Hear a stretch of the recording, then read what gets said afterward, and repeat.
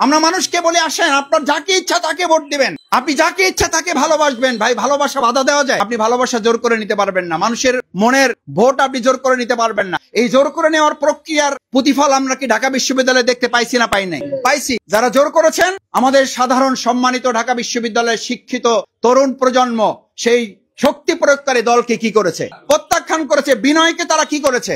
বিজয় করেছে, গ্রহণ করেছে। 2026 সালের ফেব্রুয়ারি মাসে যে নির্বাচনের জন্য প্রস্তুতি চলছে, আমাদের সেই নির্বাচন লেভেল প্লেইং ফিল্ড তৈরি করার জন্য সরকারকে দায়িত্ব নিতে হবে।